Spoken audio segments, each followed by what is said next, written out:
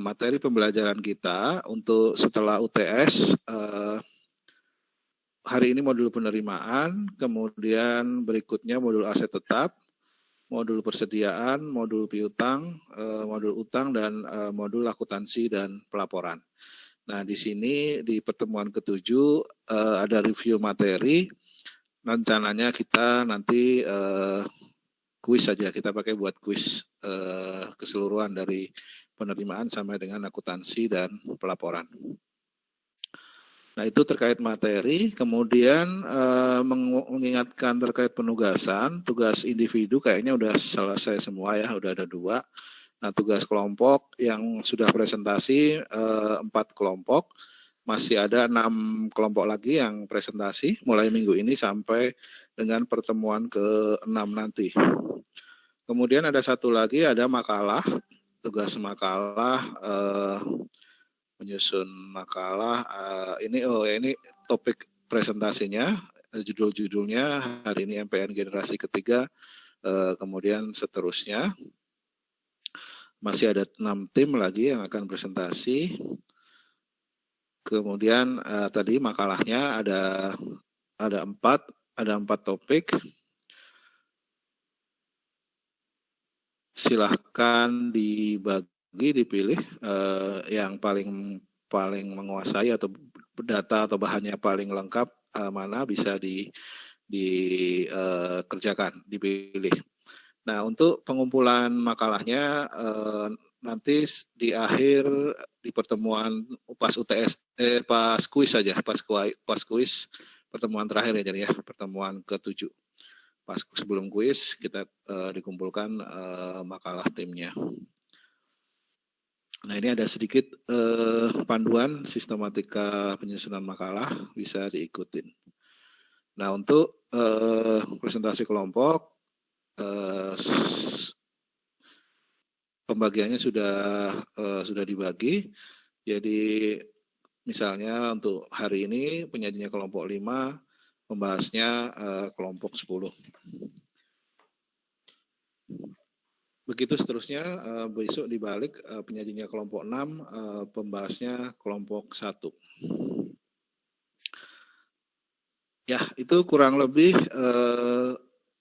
rencana pembelajaran kita, sekaligus mengingatkan sedikit terkait penugasan supaya nggak lupa.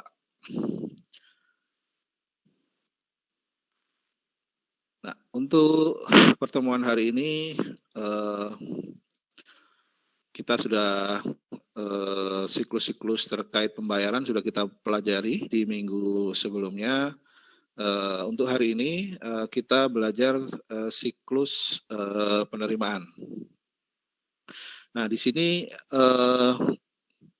sebelum masuk siklus penerimaan ini ya rawan sekali ya, kalau dari sisi pengendalian internalnya rawan sekali, terutama yang fenomenal sih kasusnya alumnistan ya, adik kelas saya dulu namanya Pak Gayus Tambunan. Nah, itu terkait restitusi pajak. Jadi perusahaan bayar pajak tapi diklaim ada kelebihan bayar. Jadi kemudian kelebihan bayarnya dibagi 2. Itu kekayaannya sampai 100-an miliar gitu. Jadi betapa memang zaman sebelum MPN lah, sebelum MPN itu penerimaan benar-benar kewenangannya Fiskus, dan kalau terjadi kolusi antara Fiskus petugas pajak dengan wajib pajak, negara bisa sangat dirugikan gitu. Dan itu celakanya hampir nggak ada yang teriak karena kan hampir nggak ada pihak yang dirugikan kecuali rakyat banyak ya sebenarnya. Jadi antara transaksi 2 orang, petugas pajak dengan wajib pajak, dua-duanya sama-sama untung.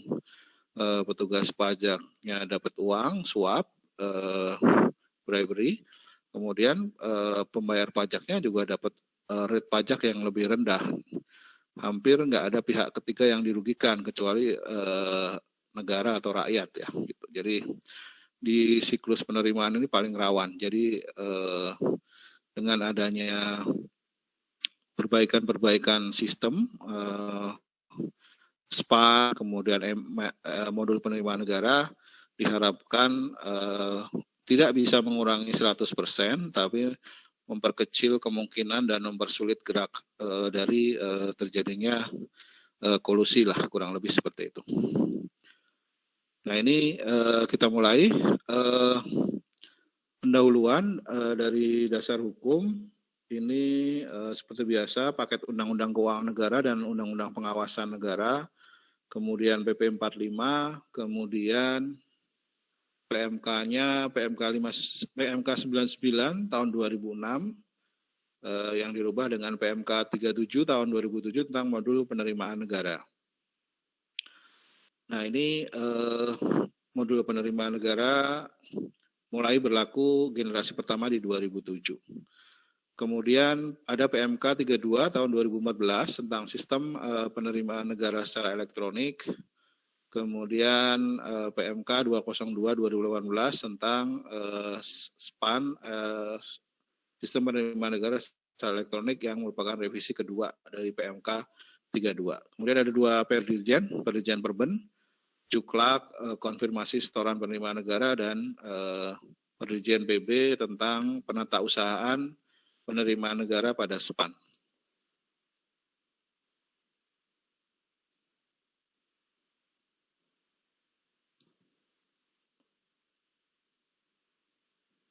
Saya pikir ada yang masuk, ternyata nggak ada.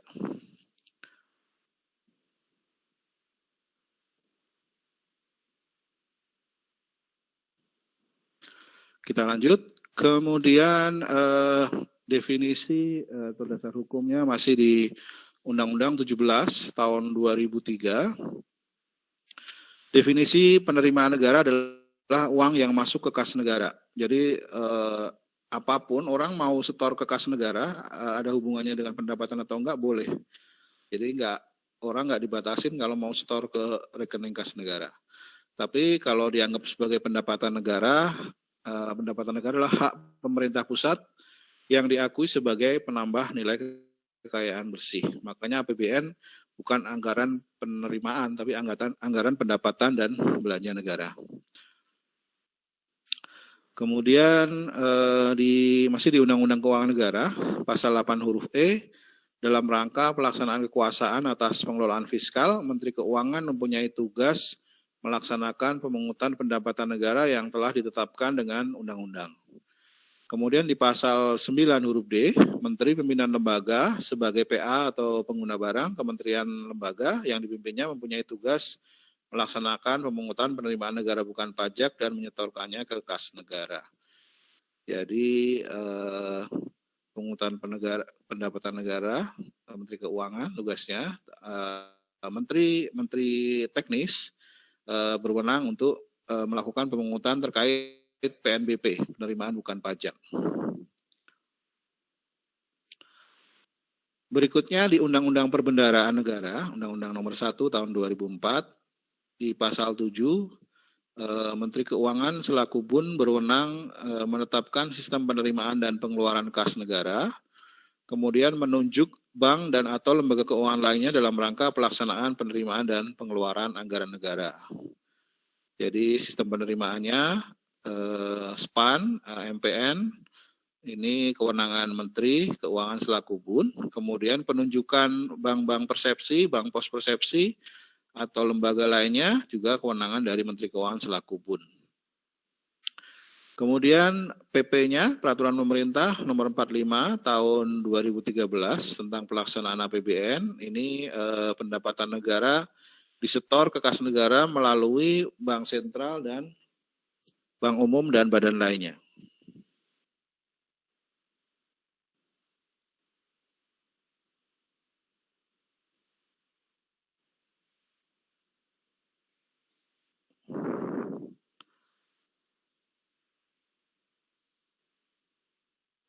Baik, lanjut. Jadi penerimaan negara nanti channelingnya dari BI, Bank Sentral, kemudian ada dari Bank Umum dan badan lainnya.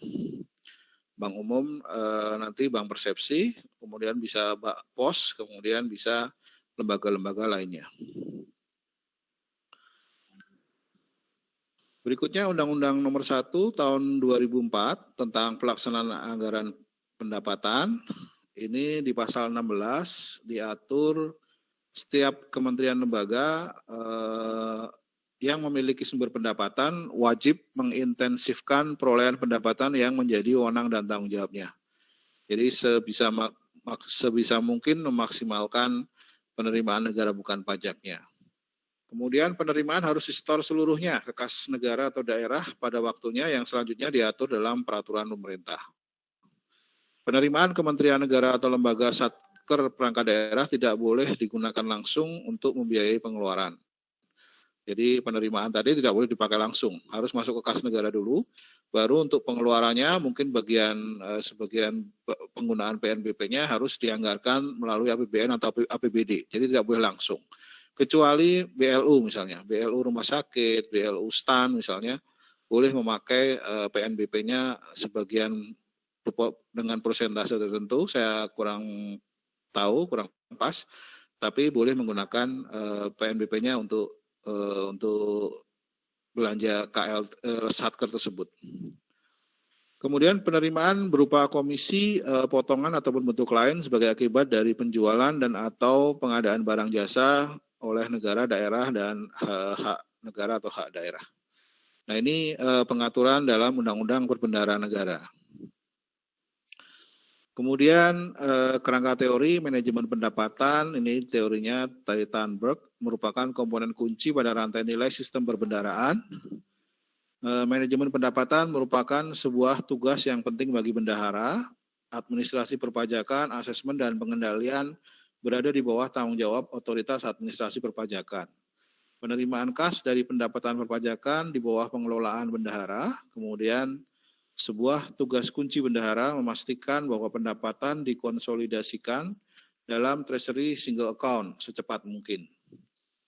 Tugas bendahara lainnya mengelola pendapatan bukan pajak dan berbagi pendapatan antara pemerintah daerah. Nah, maka di sini kita belajar nanti yang pertama channeling penerimaan negara, siklus penerimaan negara, dari SPAN, kemudian ada yang diterima lewat BI, kemudian lewat modul penerimaan negara, kemudian lewat KPPN, kemudian nanti kita di akhir nanti akan belajar sedikit mengenai PNBP, karena kalau nanti kita bekerja di kementerian lembaga, di satker-satker, yang kita kelola bukan yang besar-besar ini, yang pajak pastinya di Dirjen Pajak, Kementerian Keuangan, Bea Cukai juga di Dirjen Bea Cukai. Nah, yang PNBP-nya ini yang dikelola oleh DJA memang Simponi, tapi pengelolaannya ada di masing-masing satker kementerian lembaga. Nanti makanya perlunya nanti sedikit diulas di akhir nanti mengenai penerimaan negara, pengelolaan penerimaan negara bukan pajak. Nah ini. Mohon maaf Pak. Ya. Itu Pak, ada teman saya yang belum di ACC. Oh ya, tadi makanya kok ada bunyi klung-klung, tapi kok saya cek kok nggak ada. Ada yang mau. Terima kasih Pak. Ya, oke, terima kasih.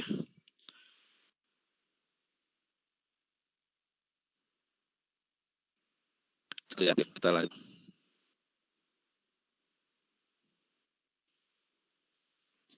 Baik, kita lanjut.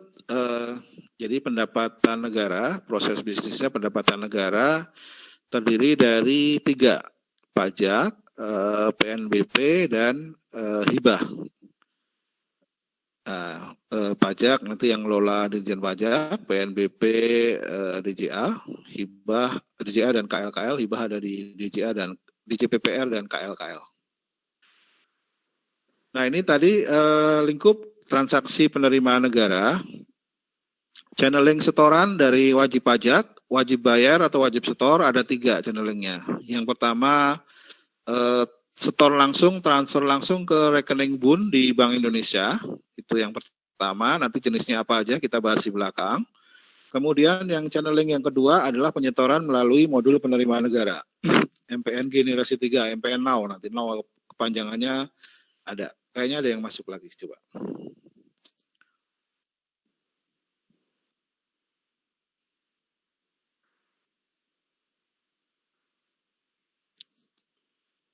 Oke, kita lanjut.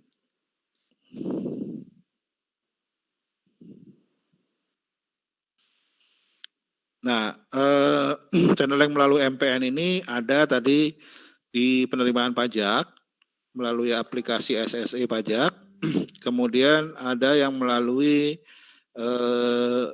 penerimaan bea dan cukai, aplikasi CISA dari bea cukai, kemudian ada PNBP melalui nanti billingnya melalui aplikasi Simponi dari DJA. Kemudian ada channeling yang ketiga KPPN, ini terkait penerimaan negara dari potongan SP2D ya. Nah, jadi ada 3 channeling, kita bahas satu-satu. Kita mulai yang pertama penerimaan melalui Bank Indonesia. Nah, rekening sub RKUN kemarin kita di manajemen kas sudah lihat sekilas ada rekening sub RKUN untuk menampung penerimaan dari penjualan surat utang negara. Jadi penjualan SUN, obligasi negara langsung masuk ke rekening kas umum sub RKUN di Bank Indonesia. Kemudian kita belajar juga kemarin di manajemen kas atau manajemen pembayaran ada Reksus di BI. Jadi di BI ada rekening khusus untuk menampung penerimaan yang terkait dengan penerimaan pembiayaan, khususnya yang diperoleh dari initial deposit dan replenishment. Jadi ada di BI ada penerimaan rekening sub RKUN terkait pembiayaan SUN, penjualan SUN, dan ada Reksus. Channel yang kedua tadi lewat MPN, modul penerimaan negara. Nah ini prosbisnya kita pelajari, prosedur bisnisnya, prosedurnya modul penerimaan yang memuat serangkaian prosedur mulai dari penerimaan, penyetoran, pengumpulan data, pencatatan, pengikhtisaran sampai dengan pelaporan yang berhubungan dengan penerimaan negara dan merupakan bagian dari sistem perbendaraan dan anggaran negara, bagian dari SPAN. Nah, ini pengertian dari modul penerimaan negara menurut PMK 99 tahun 2006. Nanti ada pengertian satu lagi di belakang. Nah, ruang lingkup dari modul penerimaan negara ada 4 di sini. Yang pertama terkait penerimaan perpajakan, kemudian penerimaan negara bukan pajak, kemudian penerimaan pengembalian belanja, dan penerimaan PFK atau perhitungan pihak ketiga. Jadi yang channeling melalui MPN ada 4 ini. Nah ini pengertian modul penerimaan yang kedua. Modul penerimaan adalah bagian dari SPAN. Jadi MPN adalah bagian dari SPAN yang melaksanakan fungsi-fungsi penatausahaan transaksi penerimaan negara yang diterima melalui rekening milik BUN di Bank Indonesia, melalui bank pos persepsi, serta melalui potongan SPM atau pengesahan pendapatan dan belanja oleh KPPN. Nah ini lebih jelas nih, 3, channelingnya 3, rekening milik BUN di BI, kemudian rekening melalui bank persepsi, serta potongan SPM. Yang bank persepsi ini yang MPN sebenarnya.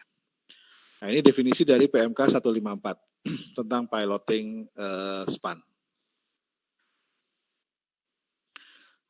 Berikutnya kita pelajari perkembangan atau evolusi dari SPAN, tapi karena cepat ya revolusi lah ya, fase perkembangan MPN.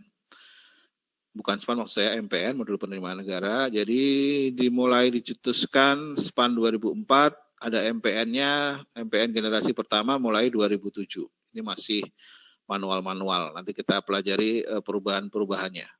Kemudian 8 tahun kemudian di 2018 ini ada perubahan yang signifikan. Mulai ada billing system. Nah ini yang menurut saya cukup inovatif dan revolusioner lah gitu. Jadi perubahannya signifikan dari MPNG 1 ke MPNG 2 dengan metode billing. Nah kemudian 4 tahun kemudian 2019 sudah ada MPNG 3. Tapi sebenarnya hanya menambah channeling pembayaran dan menambah kapasitas transaksi aja. Nggak terlalu banyak perbedaan signifikan antara MPN generasi 3 dengan MPN generasi 2. Nah ini fase perkembangan dari modul penerimaan negara. Nah kita pelajari dulu perubahan tahap demi tahap. Ini MPN generasi 1. masih manual. Alur penerimaannya ini wajib pajak, wajib bayar, wajib setor, melakukan penyetoran surat setoran pajak, surat setoran bukan pajak, surat setoran pengembalian belanja, SPCP. Nah, ini melalui Bank Pos Persepsi, baik di dalam negeri maupun di luar negeri. Nah, kemudian Bank Persepsi secara periodik, mungkin harian, melakukan pelimpahan rekening transfer ke sub RKUN di Bank Indonesia. Kemudian dilakukan pelaporan melalui KPPN Mitra Kerja setempat dan nanti bisa direkonsiliasi dengan uang yang masuk dengan laporan yang diterima KPPN. Nah, apa hambatan atau kelemahan dari MPN generasi pertama?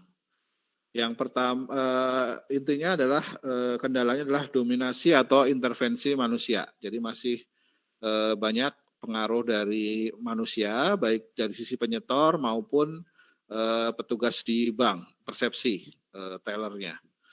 Nah, dari sisi penyetor, formulirnya misalnya biasanya karena formulir isian, kemungkinan salahnya lebih tinggi. Jadi kalau lewat nanti di MPNG 2 kan lewat aplikasi ya, aplikasi Simponi misalnya. Wajib setor seperti saya habis perjalanan dinas kemarin ke Sumedang, saya misalnya diberi LS awal 3,5 juta. Ternyata saya menginap, kemudian perjalanan, kemudian uang harian, saya cuma habis 3 juta. Jadi saya wajib mengembalikan 500.000. Nah, saya setor, kalau sekarang sih masih mending ya, lewat bendahara. Saya minta tolong bendahara, tolong setorkan pengembalian LS awal saya. Kalau zaman dulu saya malah lebih crowded lagi seingat saya. Saya waktu 2008, 2009 itu masih kepala seksi aklab ya. Kadang-kadang OB, office boy kita suruh setor ke kantor pos, karena di kantor pusat keuangan kan paling dekat kantor pos malah.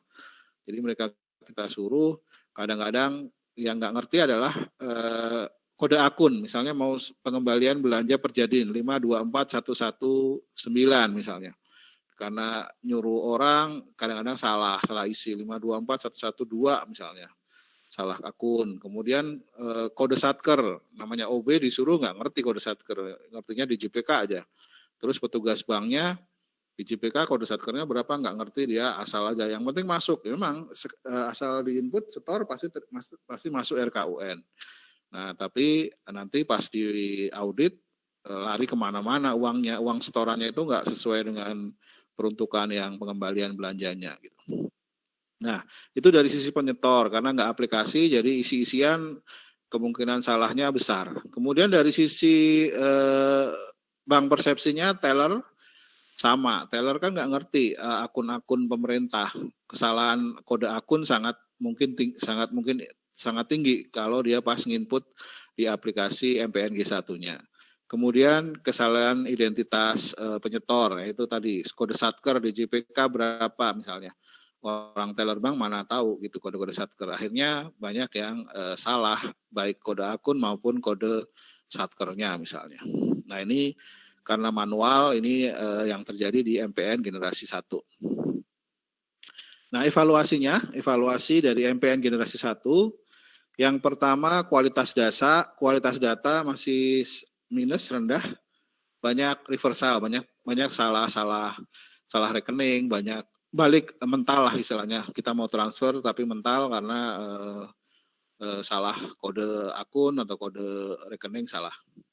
Kemudian status transaksi real time tidak terwujud, belum bisa real time. Kemudian fleksibilitas penyetoran penerimaan negara masih ada kekurangan. Ya, dulu harus manual, jadi kita harus ke teller bank, harus ke teller di kantor pos misalnya.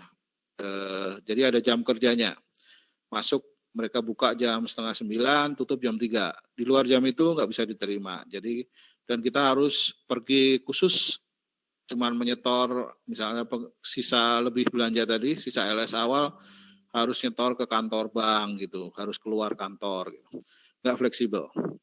Kemudian pembatalan tidak sesuai dengan ketentuan dan akhirnya karena tadi banyak kesalahan human error, baik dari penyetor maupun dari teller bank, akhirnya LKPP-nya tidak diyakini kewajarannya, masih WDP di MPN G1, terakhir pun masih WDP.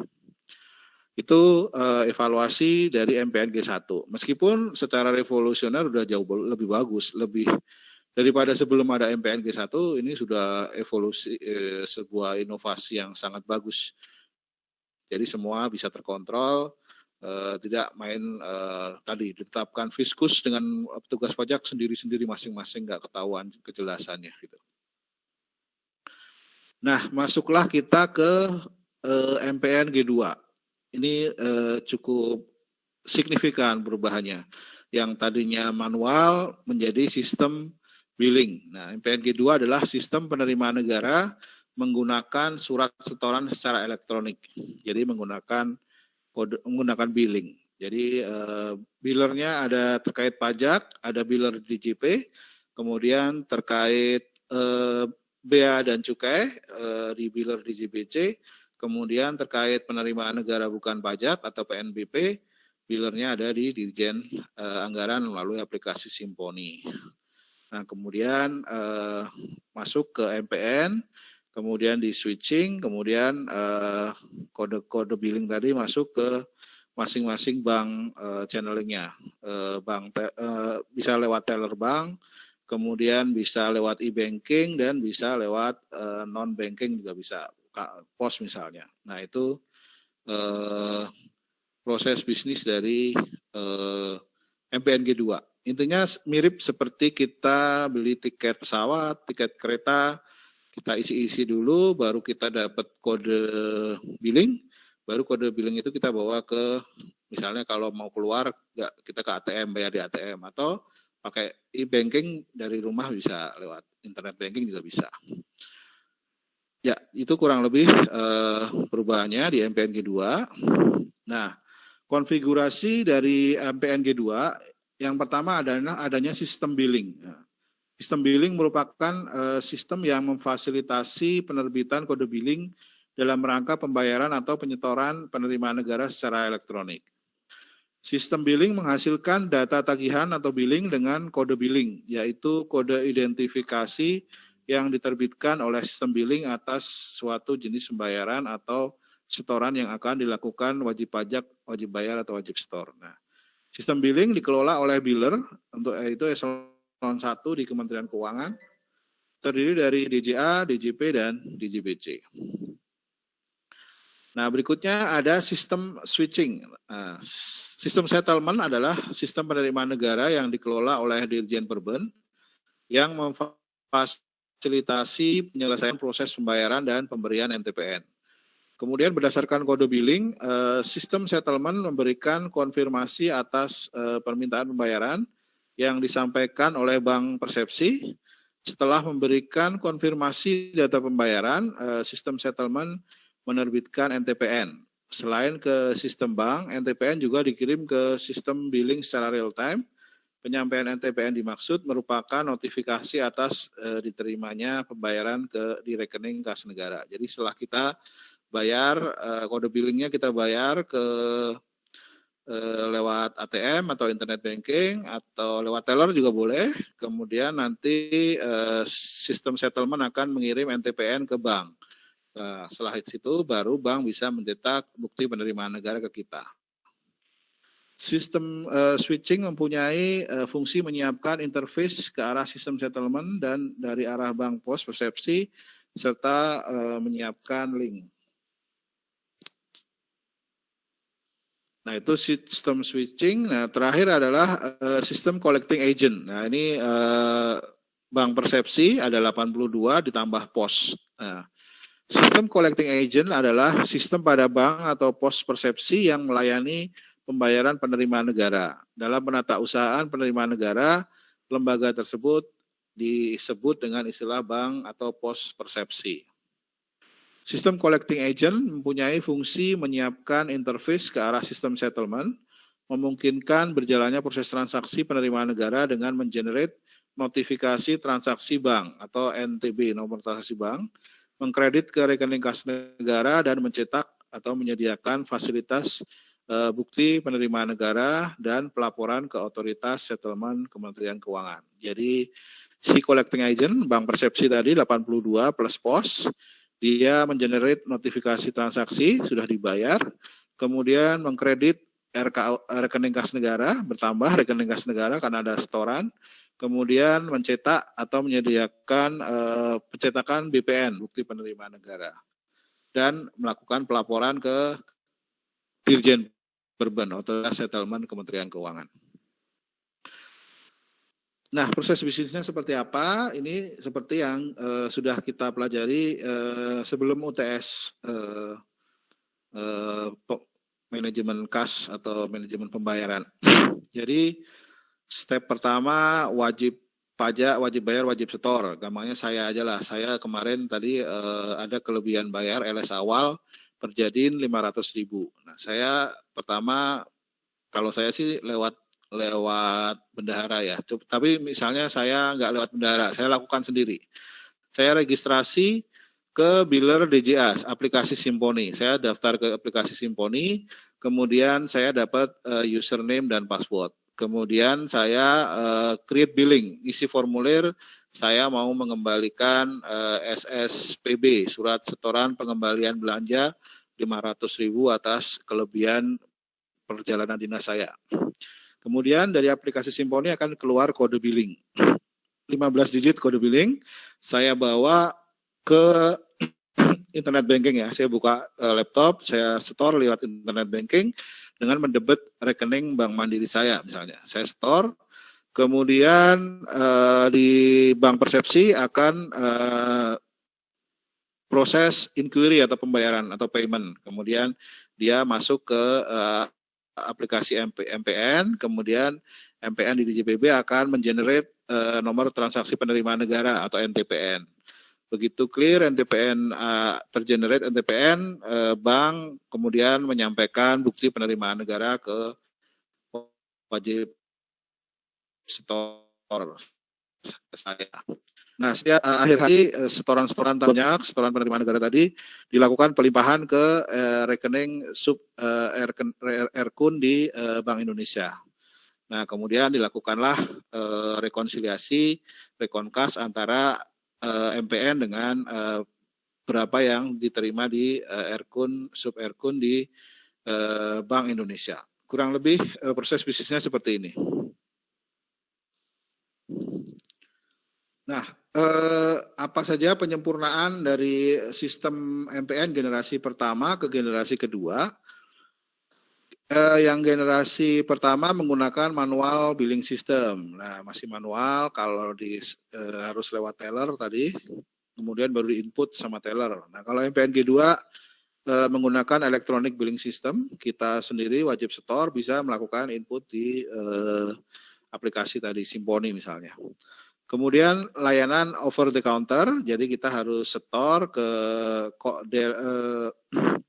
counter bank, ketemu dengan teller bank atau dengan petugas kantor pos. Kemudian kalau MPN G2 sudah layanan online dan fleksibel, jadi kita bisa online baik mengenerate kode billing maupun melakukan pembayaran lewat internet banking misalnya. Kemudian MPN G1 tidak melayani seluruh transaksi penerimaan, sedangkan MPN G2 melayani seluruh transaksi penerimaan negara. Kemudian MPN G1 single currency, hanya rupiah. Kemudian kalau G2 dia menggunakan multiple currency, bisa US dollar selain rupiah. Nah, audit BPK-nya awal-awal disclaimer, tapi terakhir tadi udah WDP. Nah, intinya masih ada belum wajar, penerimaan negaranya belum diakui kewajarannya oleh BPK. Nah, untuk MPN G2 dengan sudah billing elektronik, sudah hasil auditnya sudah WTP LKPP-nya. Kemudian pengelolaan layanan dan data transaksi per unit eselon 1, kalau yang MPN G2 sudah menjadi satu sekementerian keuangan. Nah, ini perubahannya adalah akuntabilitas, fleksibilitas, dan kecepatan penguasaan kas, makin akuntabel dan cepat diterima kasnya. Kemudian ketersediaan layanan tanpa terbatas waktu dan tempat. Karena tadi tidak tidak harus ke counter bank, tapi bisa lewat pembayarannya 24 jam, 7 hari, bisa lewat misalnya internet banking misalnya. Kemudian akuntabilitas seluruh data transaksi penerimaan negara, ketersediaan kas dalam berbagai jenis falas, tadi bisa macam-macam falas, kemudian meningkatnya kepercayaan publik dan kesatuan database dan informasi penerimaan negara.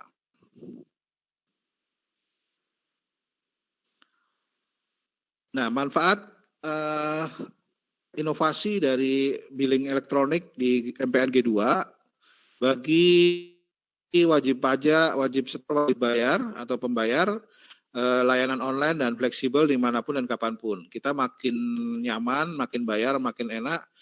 Kita tahu dulu misalnya mau bayar memperpanjang STNK misalnya, dulu banyak calo-calo, males kita kan bayar gitu. Nah sekarang kalau bayarnya makin mudah, kita tahu uang kita itu masuk kas negara dan digunakan untuk semaksimal mungkin kesejahteraan rakyat, kita akan lebih ikhlas melakukan pembayaran. Kemudian kemudahan dalam proses billing dan konfirmasi setoran. Tadi billingnya nggak harus ke counter, kita bisa generate pakai internet, masuk ke aplikasi Simponi misalnya, kemudian kita langsung bayar, begitu dapat kode billing, kita bayar pakai internet banking. Jadi cukup di rumah kita bisa melakukan pembayaran. Kemudian dari sisi kerahasiaan data juga terjamin. Kemudian bagi bank pos persepsi atau collecting agent tadi, keuntungannya adalah tidak lagi melakukan handling yang banyak atas pelaksanaan MPN. Jadi kalau dulu setoran-setoran penerimaan negara harus lewat counter, lewat teller, jadi perlu banyak karyawan untuk teller. Dengan adanya ini orang mandiri melakukan sendiri, jadi tidak perlu hire lebih banyak petugas counter atau teller. Kemudian penatausahaan penerimaan negara akan dilakukan secara terpusat dan pemanfaatan berbagai channel pembayaran saat ini. Jadi bisa counter masih nerima, ATM bisa, internet banking bisa. Kemudian bagi biller, bagi DJP, Bea Cukai, DJA, dan Dirjen Perben, yang pertama utamanya adalah meminimalisasi kesalahan input data setoran. Nah, tadi karena kesalahan input ini jadi laporan keuangan pemerintah gagal terus, masih BDP terakhir itu, nggak bisa WTP karena besaran kewajaran penerimaan negara belum diyakini kebenarannya, masih kesalahannya masih di atas materialitas yang diterima, misalnya materialitasnya 2,5% misalnya, jadi kesalahannya masih lebih dari 2,5%. Informasi pembayaran tagihan dapat diperoleh dengan cepat dan akurat dan dapat mengolah dan menyajikan data setoran sesuai kebutuhan. Kemudian untuk Dirjen Perben, ini penatausahaan penerimaan MPN secara terpusat, terus penghematan biaya operasional karena yang ditanggung pemerintah atas pelaksanaan MPN. Nah ini manfaat-manfaat dari MPN G2 untuk seluruh stakeholder yang terkait. Nah kemudian alasan kenapa menggunakan billing system secara elektronik. Yang pertama adalah mempermudah dan menyederhanakan proses pengisian data dalam rangka pembayaran dan penyetoran penerimaan negara. Tadi kalau kita ngisinya pakai aplikasi, misalnya ada menu-menu Dropbox misalnya. Jadi pilihan misalnya bayar apa pajak, PNBP atau apa, tinggal klik, pilihannya ada di bawah. Jadi kemungkinan salah isi diminimalisir. Kemudian menghindari atau meminimalisasi kemungkinan terjadinya human error dalam perekaman dan pembayaran dan penyetoran oleh petugas bank persepsi. Nah itu petugas bank juga karena dia bukan orang pemerintahan, dia nggak paham kode-kode rekening BAS pemerintah. Kemudian nggak hafal juga kode-kode satker pemerintah. Gitu. Kemudian memberikan kemudahan dan fleksibilitas cara pembayaran atau penyetoran melalui beberapa alternatif saluran pembayaran dan penyetoran, memberikan akses kepada wajib bayar dan wajib setor PNBP untuk memonitor status atau realisasi pembayaran dari penyetoran PNBP. Bisa dimonitor statusnya, TPM-nya sudah generate, bukti penerimaan negaranya sudah keluar atau belum, bisa seperti kita pesan di Shopee atau di Bukalapak itu bisa terpantau, pesanan kita itu posisinya ada di mana bisa kita lihat. Memberikan keleluasaan kepada wajib pajak, wajib bayar untuk merekam data setoran secara mandiri atau self assessment. Nah, ini kita jadi bisa mengisi sendiri karena tadi pakai menu-menu di aplikasi. Nah, berikutnya di MPN kedua tadi ada kode billing ya. Jadi setelah kita isi-isi di aplikasi Simponi tadi keluarlah kode billing. Kode billing adalah kode identifikasi yang diterbitkan oleh sistem billing atas suatu jenis pembayaran atau setoran yang akan dilakukan oleh wajib pajak atau wajib bayar atau wajib setor. Nah, formatnya adalah 15 digit. Digit pertama adalah kode penerbit billing. Nah, ini misalnya ada 15 digit pertama kalau angkanya 0 atau 1 atau 2 atau 3 berarti dia sistem billing dari Ditjen Pajak, SSE.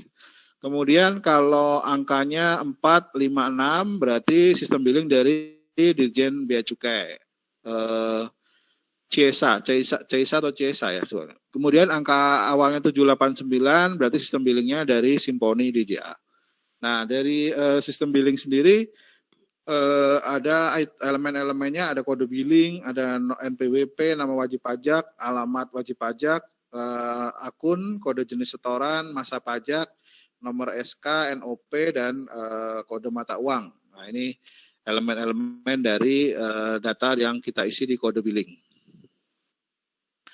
Nah, bagaimana proses bisnisnya? Yang pertama wajib pajak, wajib setor, wajib bayar melalui portal pajak atau Simponi. Kalau pajak SSE Pajak Go ID, kalau Simponi Kemenkyu Go ID melakukan pendaftaran atau registrasi, kemudian perekaman data dan kemudian mendapat kode billing. Kemudian wajib pajak tadi melakukan input setoran, kemudian dapat kode billing. Kemudian bisa melalui 4 channeling pembayaran misalnya. Kalau ke teller berarti dilakukan pembayaran dan kemudian setoran tunai kita akan dapat register BPN, perizinan dari si teller. Kemudian kalau kita bayar lewat ATM, tentu saja bank akan mendebet rekening kita, kemudian struk ATM yang keluar kita itu sebagai bukti penerimaan negara.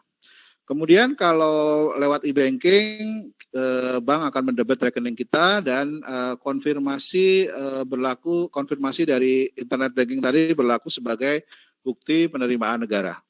Begitu juga kalau kita ke EDC berarti rekening kita akan didebet dan struk dari EDC tadi bisa sebagai bukti penerimaan negara. Nah, ini contoh format bukti penerimaan negara, bisa dilihat sendiri masing-masing. Ini ada bukti penerimaan negara pajak dan bukti penerimaan negara terkait bea dan cukai. Nah, berikutnya penatausahaan rekening pada MPN generasi 2. Sebenarnya udah kita bahas. Oke, saya bacakan aja cepat. Hanya terdapat 1 buah rekening untuk masing-masing jenis mata uang, kemudian rekening berada di kantor pusat bank, kemudian seluruh transaksi penerimaan negara langsung dikredit ke rekening persepsi pada masing-masing bank persepsi. Pelimpahan penerimaan negara dari rekening penerimaan ke rekening sub RKUN di DITPKN mengikuti ketentuan. Batas waktu atau cut-off transaksi yang tercatat pada rekening koran mengikuti ketentuan di masing-masing bank persepsi.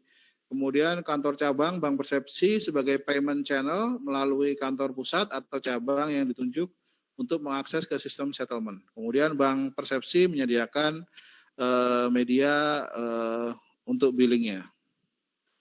Kemudian prosedur penerimaan setoran melalui teller, ATM, dan e-banking. Bisa channelingnya bisa 3 atau 4, tadi malah EDC juga bisa. Kemudian sistem bank persepsi menerbitkan dan mencetak bukti penerimaan negara. Bank atau pos menyediakan fasilitas cetak ulang BPN, jadi BPN bisa dicetak ulang. Pelunasan kewajiban kepada negara diakui sesuai tanggal pembayaran pada BPN atau struk ATM. Bank persepsi dapat melakukan beberapa kali pelimpahan ke rekening sub RKUN di DITPKN pada Bank Indonesia. Jadi bisa beberapa kali pelimpahan dana penerimaan tadi. Periode cut-off harian, pembukuan sesuai zona waktu masing-masing kantor pusat atau cabang yang ditunjuk sebagai koordinator. Pelimpahan penerimaan dalam mata uang rupiah melalui BI RTGS, untuk mata uang USD melalui Swift Code. Kemudian BI memberikan nomor sakti melalui BI RTGS dan bank koresponden akan menerbitkan transaction reference number atau outgoing transfer. Nah, pelaporannya, prosedur pelaporannya di MPNG 2, prosedur penerimaan setoran melalui teller, ATM, dan e-banking. Kemudian bank atau pos persepsi mengirimkan LHP, laporan harian penerimaan, dan rekening koran elektronik ke KPPN khusus penerimaan melalui portal rekonsiliasi. Jadi ada aplikasi portal rekonsiliasi, tiap hari LHP dikirim ke KPPN khusus penerimaan. Laporan harian penerimaan dibuat per rekening kas negara persepsi, penamaan filenya juga diatur. Ini penamaan file DNP juga, kemudian ada format file text file IDNP juga diatur. Nah, ini contoh laporan harian penerimaan terkait pelaporan. Nah, berikutnya setelah pelaporan adalah proses rekonsiliasi. Rekonsiliasi di MPN generasi kedua antara KPPN khusus penerimaan atau settlement dengan Bank Pos Persepsi atau CA. Nah, jenis rekonnya ada 2, rekon data transaksi dan rekonsiliasi kas. Nah, rekon data transaksi adalah dilakukan dengan membandingkan data setoran penerimaan negara yang diterima bank dengan data penerimaan negara yang tercatat dalam MPN G2. Jadi cocokin uangnya masuk di bank berapa, dicatat di MPN G2 berapa. Kemudian rekon kas dilakukan dengan membandingkan jumlah uang yang dilimpahkan ke sub rekening kun penerimaan dengan kewajiban pelimpahan oleh bank persepsi berdasarkan transaksi penerimaan negara pada hari kerja berkenaan. Nah, kalau rekon data transaksi, prosesnya adalah bank persepsi mengirim data ke sistem settlement, ke DJPB, kemudian sistem settlement melakukan penyandingan data transaksi, kemudian hasil rekonnya akan ada 2 jenis data. Data settle artinya reconcile, cocok, atau data unsettle atau unreconcile. Jadi ada beda. Nah, untuk data unsettle atau unreconcile, statusnya bisa 2, CA only atau settlement only. Kalau CA only berarti dia masuk di perbankan saja, nggak tercatat di MPN, atau settlement only, tercatat di MPN tapi nggak ada di catatan bank. Nah, ini. Jadi untuk yang CA only, settlement akan memberikan NTPN karena udah jelas kan ada bukti, ada setoran, berarti tinggal DJPB settlement akan memberikan kode NTPN untuk nanti keluar BPN. Nah, tapi kalau statusnya settlement only, artinya kok ada catatan penerimaan tapi uangnya nggak ada. Nah, ini akan dilakukan investigasi lebih lanjut. Nah, ini proses rekonsiliasi transaksi, ini CA di bank persepsi, data transaksi masuk ke sistem MPN, kemudian dilakukan proses rekon, kuncinya key-nya adalah ID billing, NTB, nilai setoran, tanggal buku, dan NTPN. Nah, kalau settle atau reconcile berarti lanjut reconcile. Kalau tidak, perlu klarifikasi. Nah, kalau CA only ternyata dia berarti perlu diterbitkan NTPN. Nah, kalau tadi ada di catatan KPPN khusus tapi tidak ada setoran di banknya, nah ini perlu yang dilakukan investigasi lebih lanjut. Begitu juga untuk rekonsiliasi kas, jadi dari bank dengan catatan di BI, pelimpahan ke BI, dilakukan rekonsiliasi di SPAN, kemudian nanti statusnya ada yang reconcile dan unreconcile. Nah, berikutnya rekap penerimaan pajak dan bea cukai. Latar belakangnya adalah transaksi penerimaan detail per NTPN, volume data transaksi melalui NPN G2 semakin besar, makin banyak transaksinya jutaan. Kemudian kebutuhan percepatan reporting maupun rekonsiliasi. Nah, ini terkait summary pajak sudah ada dari tahun 2017, diterapkan sistem summary untuk penerimaan perpajakan. NTPN setoran yang unsur sama pada MPN G2 yang tanggalnya sama, kode akunnya sama, kode satkernya sama, akan dibuatkan satu NTPN rekap secara otomatis yang akan diinterface ke SPAN. Koreksi di SPAN hanya mengoreksi nanti NTPN summary-nya saja. Summary Bea Cukai baru tahun lalu 1 November 2019 setelah ada MPN G3 telah diterapkan summary untuk penerimaan bea cukai. Kemudian NTPN setoran dengan unsur sama pada satu rekening MPN G3, yaitu kalau tanggal bukunya sama, kode KP kantor penerimaan bea cukainya sama, akan dibuatkan satu NTPN summary secara otomatis yang selanjutnya akan diinterface ke SPAN. Nah, koreksi di SPAN hanya mengoreksi NTPN summary-nya saja. Begitu juga dengan PNBP yang di aplikasi Simponi DJA. 1 November 2019, MPN generasi 3 telah diterapkan sistem summary untuk penerimaan PNBP melalui biller DJA untuk khusus kode akun yang tertera ini, ada banyak kode akun. Nah, NTPN setoran dengan unsur sama pada satu rekening MPN G3 yang tanggal bukunya sama, kode akun sama, kode satma akan dibuatkan satu NTPN summary otomatis yang akan diinterface ke SPAN. Dan kalau ada koreksi hanya mengoreksi NTPN summary-nya saja. Nah, yang berikutnya adalah konfirmasi penerimaan. Konfirmasi penerimaan merupakan proses validasi terkait pembukuan penerimaan negara.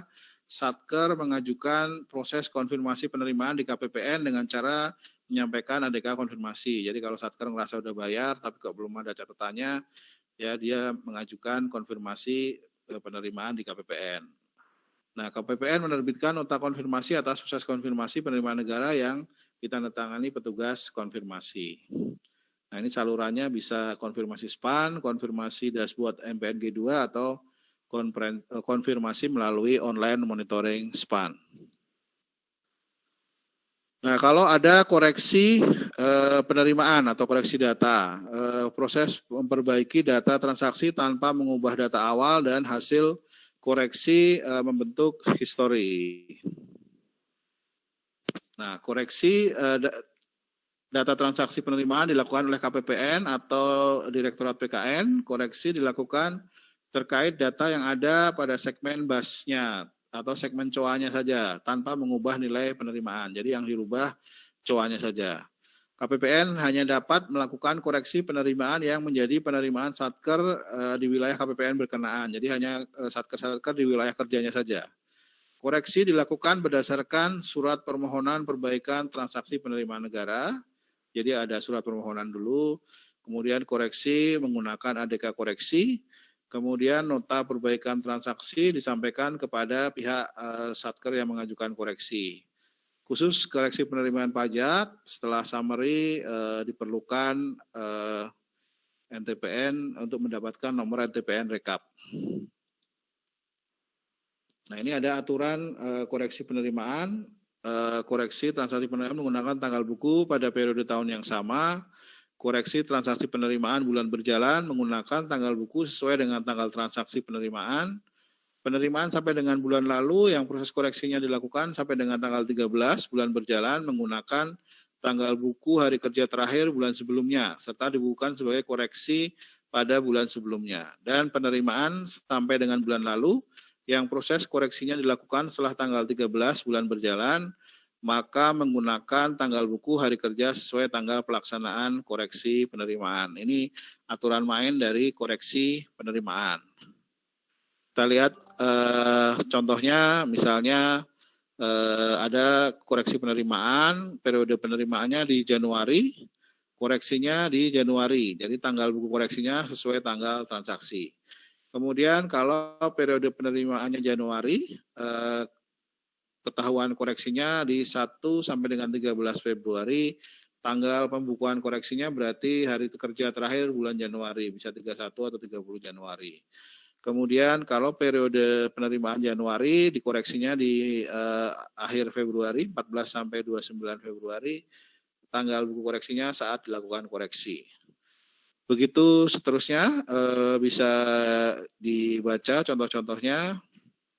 Begitu juga yang bulanan, Januari sampai Maret, April, Januari, April, dan seterusnya, atau Desember, atau yang lewat tahun anggaran.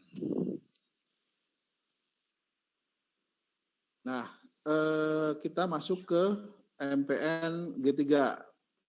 sekilas. Kita tadi MPNG 2 udah selesai, semua kita bahas. Sekarang ke MPNG 3. Tidak banyak yang berubah sebenarnya, hanya tadi channelingnya bertambah, kemudian ke kapasitas dari processingnya menjadi 1000 transaksi per second, makin besar. Nah, ini latar belakangnya kenapa ada perubahan MPNG 3.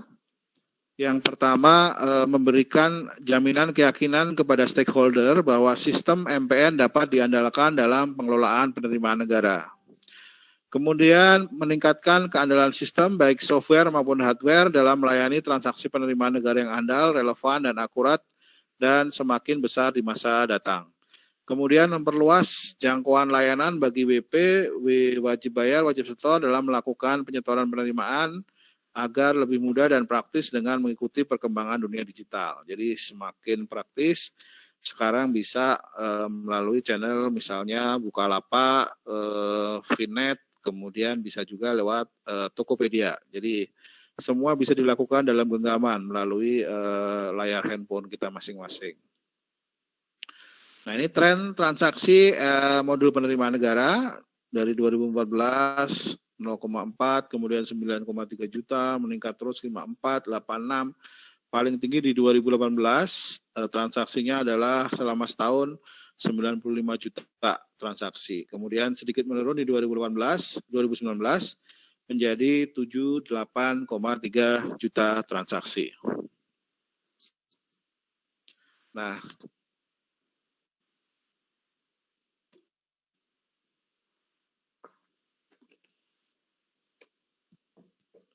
selanjutnya kita lihat perbandingan. Tadi sudah dibandingkan MPNG 1 dibanding MPNG 2. Sekarang kita bandingkan MPNG 3, generasi ketiga. Perangkat infrastruktur pengadaan tahun 2011 ya, tentu saja komputer, server, dan lain-lainnya udah ketinggalan zaman ya. 2 tahun aja handphone misalnya itu perkembangannya udah luar biasa, apalagi server dan lain-lain. Nah, MPNG 3 melakukan pemutakhiran perangkat infrastruktur baru dengan peningkatan kapasitas server dan database. Jumlah transaksi MPNG 2 masih 60 transaksi per second. Bayangin transaksinya setahun udah jutaan, kalau masih 60 TPS, kalau rata sih masih sanggup, tapi kalau kejadiannya orang misalnya ngisi SPT aja, ngisi SPT kan orang sukanya deadline, udah 30 April terakhir, kalau enggak denda 100.000, baru orang pada ngisi. Jadi sebenarnya kalau rata sih nggak ada masalah, tapi kalau server diakses bersamaan oleh jutaan orang ya dia akan down gitu. Nah, MPNG 3 akan meningkatkan jumlah transaksi yang dapat dilayani menjadi 1000 transaction per second. Kemudian di MPNG 2 membuat billing ke masing-masing interface biller, DJA Simponi, DJP SSE, DJBC CISA. Nah, kalau di MPNG 3 pembangunan portal penerimaan negara sebagai opsi bagi WP, WB, WS untuk pembuatan billing dan pembayaran pajak, PNBP dan Bea Cukai dalam satu website. Masih on progress nih untuk BRI, BNI, dan Mandiri. Kemudian di MPNG 2, konfirmasi, koreksi, dan rekonsiliasi kas dilakukan di SPAN. Kalau di MPNG 3, konfirmasi, koreksi, dan rekon kas bisa dilakukan di modul MPN-nya. Modul MPN kan bagian dari SPAN, jadi nggak harus di SPAN-nya, cukup di modul MPN-nya. Pembayaran melalui channel pembayaran perbankan dan pos, jadi bank pos persepsi, jadi 82 plus 1, 83. Nah, kalau di MPNG 3 ditambah channel pembayaran melalui e-commerce dan fintech, misalnya Tokopedia, Finet, dan Bukalapak.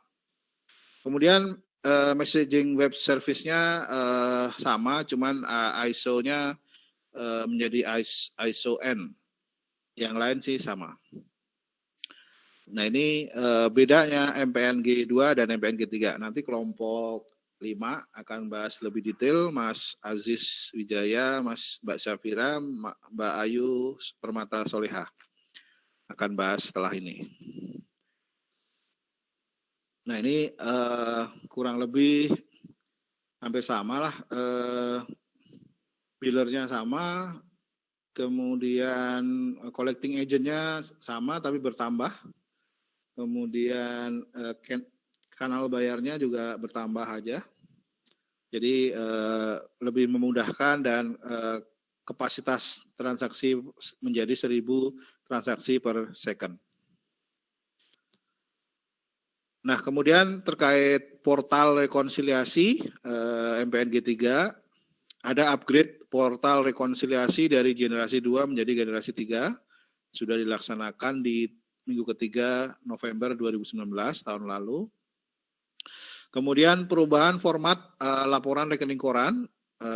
Yang pertama, rekening koran merupakan detail transaksi MPN yang terjadi pada core banking dari collection agent atau lembaga persepsi lainnya berdasarkan nomor rekening persepsi penerimaan negara atau account yang dipersamakan.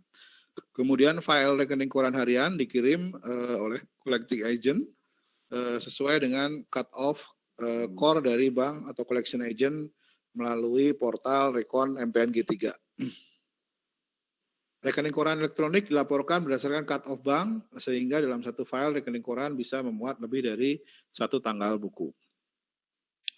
Manfaat adanya lembaga persepsi lainnya, tadi adanya Bukalapak, kemudian Tokopedia, dan Vinet. Yang pertama adalah penambahan agen penerimaan, kemudian akses layanan 247, mendorong cashless payment, dan tarif imbalan jasa lebih murah. Jadi kalau lewat bank persepsi 5.000, kalau lewat Vinet ini 2.000, jadi lebih murah. Nah ini manfaatnya, intinya kita akan memudahkan wajib pajak supaya dia lebih mau melakukan pembayaran pajak tepat waktu. Nah ini alur pelimpahan dan pelaporan terkait lembaga LPL tadi, lembaga lainnya, melalui BIRTJS, transaksi jam 3 sampai dengan jam 8 hari yang berjalan, di store atau dilimpahkan melalui BIRTJS jam 9. Kemudian transaksinya jam 8 hari ini sampai dengan jam 3 baru akan dilimpahkan jam setengah 5 sore hari ini. Rekeningnya rupiah menggunakan ke sub Erkut di DIT PKN. Nah, kemudian untuk transaksi di jam 3 sampai dengan jam 3 hari berjalan dilaporkan paling lambat jam 9 pagi hari berikutnya melalui ILHP di KPPN. Ini pelaporan, terkait pelaporannya. Ini yang kiri terkait pelimpahan kas atau penyetoran kas, yang kiri terkait pelaporannya, yang kanan. Nah, ini bisa dipelajari perbandingan bank persepsi 82 bank dengan lembaga persepsi lainnya 3 LPL tadi, ke bagaimana rekening penerimaan dan kanal pembayarannya. Bisa dibaca. Kemudian yang terakhir ini tadi ada 3 channelingnya kan, tadi di awal dari channeling BI, kemudian channeling MPN, yang terakhir penerimaan melalui KPPN. Nah, kalau melalui KPPN, yang diterima melalui KPPN ada 3, yaitu penerimaan negara berupa potongan SPM, pengesahan pendapatan, dan rekening retur SP2D yang dibukukan oleh KPPN. Jadi 3 hal ini yang penerimaan melalui KPPN. Dalam hal penerimaan negara memerlukan NTPN dapat mengacu pada nomor referensi penerimaan yang diberikan oleh SPAN. Kemudian NTPN untuk potongan SPM adalah nomor SP2D. Dan penerimaan negara yang berasal dari potongan SPM, KPPN dapat mencetak dan menyerahkan bukti penerimaan negara kepada Bendahara Satker yang bersangkutan melalui SPAN dengan 2 cara. Jadi cetak bukti penerimaan negara lewat modul PM di seksi bank, dalam hal yang meminta adalah Satker. Kemudian cetak laporan daftar penerimaan lewat modul Homspan, dalam hal yang meminta adalah KPP Mitra Kerja KPPN. Nah ini terakhir, channeling yang terakhir yaitu penerimaan melalui KPPN. Nah tadi selesai penerimaan negara, sekarang kita sekilas pelajari tentang PNBP karena nanti yang akan kita hadapi dalam kerja sehari-hari adalah terkait PNBP kalau kita ditempatkan di kementerian atau lembaga. Nah, PNBP diatur di Undang-Undang 9 tahun 2018, pungutan yang dibayar oleh orang pribadi atau badan dengan memperoleh manfaat langsung. Jadi dia memperoleh manfaat langsung maupun tidak langsung atas layanan atau pemanfaatan sumber daya dan hak yang diperoleh negara berdasarkan peraturan perundangan yang menjadi penerimaan pemerintah pusat di luar penerimaan perpajakan dan hibah dan dikelola dalam mekanisme anggaran pendapatan dan belanja negara. Ya misalnya kemarin kita pelajari contoh PNBP, misalnya bank nitip sewa ruangan di lobi gedung kantor pemerintah misalnya, dia kena ditarik PNBP sewa misalnya. Nah, objek PNBP adalah seluruh aktivitas, hal dan atau benda yang menjadi sumber penerimaan negara di luar perpajakan dan hibah yang dinyatakan sebagai objek PNBP. Ini ada pemanfaatan sumber daya alam, pelayanan, pengelolaan kekayaan negara yang dipisahkan, pengelolaan dana, dan hak negara lainnya. Nah, ini contoh 6 contoh objek PNBP. Nah, pengelolaan PNBP sendiri, seluruh PNBP dikelola dalam sistem APBN. Jadi melalui APBN, tadi semua baik penerimaannya masuk Erkun dulu, baru belanjanya baru harus dianggarkan lewat APBN atau APBD. Beda dengan BLU, kalau BLU dia bisa memakai sebagian berapa persen dari PNBP-nya. Misalnya BLU STAN, rumah sakit, dan lain-lain, dia bisa memakai sebagian dari penerimaan PNBP-nya. Nah ini kalau PNBPKL, dia harus masuk mekanisme APBN dulu. Ada perencanaan, pelaksanaan, pertanggungjawaban, dan pengawasan. Kita pelajari satu-satu. Nah, perencanaan berarti kita menyusun target PNBP, kemudian target dan pagu penggunaan dana PNBP. Nah, rencana PNBP disusun secara realistis, optimal, dan sesuai dengan peraturan perundang-undangan. Nah, ini ada seninya, intinya target semaksimal mungkin, tapi yang masih realistis. Sama tuh, kerja di pajak, di bea cukai gitu. Targetnya setinggi mungkin, tapi yang realistis. Nah, ini perencanaan bisa dipelajari. Rencana PNBP wajib disampaikan oleh instansi pengelola PNBP kepada Menteri Keuangan untuk tahun anggaran yang direncanakan. Kemudian rencana PNBP ditetapkan Menkyu dengan mempertimbangkan masukan dari instansi pengelola PNBP. Dalam hal instansi pengelola PNBP tidak menyampaikan rencana PNBP, Menkyu menetapkan rencana PNBP untuk instansi pengelola PNBP yang terkait. Rencana dituangkan dalam RAPBN atau RAPBNP. Nah, ini berikutnya terkait pelaksanaannya. Ada penentuan PNBP terutang, kemudian pemungutan PNBP-nya sendiri. Pemungutan PNBP berdasarkan jenis dan tarif PNBP sesuai dengan ketentuan peraturan perundangan. Pembayaran dan penyetoran PNBP wajib disetor ke kas negara. Penggunaan dana PNBP, instansi pengelola PNBP dapat mengusulkan penggunaan dana PNBP yang dikelolanya kepada Menteri Keuangan. Jadi dapat digunakan, tapi harus diusulkan ke Kemenkyu, ke DJA, dan masuk mekanisme APBN. Pengelolaan piutang PNBP dan penetapan dan penagihan PNBP. Nah, ini ranahnya pelaksanaan pengelolaan PNBP. Nah, berikutnya yang ketiga, pertanggungjawabannya. Ada penatausahaan dan pelaporan dan pertanggungjawaban. Terkait penatausahaan, instansi pengelola PNBP dan wajib bayar menghitung sendiri PNBP terutang menatausahakan PNBP.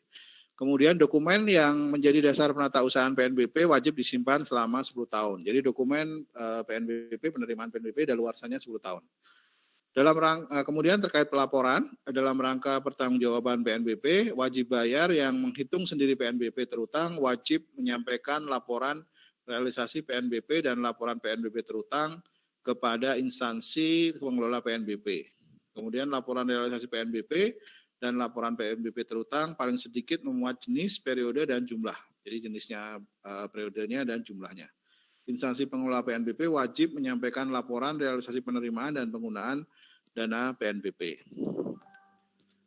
Nah, terakhir nih terkait pengawasannya, setiap instansi pengelola PNBP melaksanakan pengawasan intern atas pengelola PNBP. Jadi inspektoratnya harus melakukan pengawasan terhadap PNBP sesuai ketentuan perundang-undangan. Jangan sampai PNBP misalnya dipakai sendiri oleh menteri atau dirjen dan lain-lain.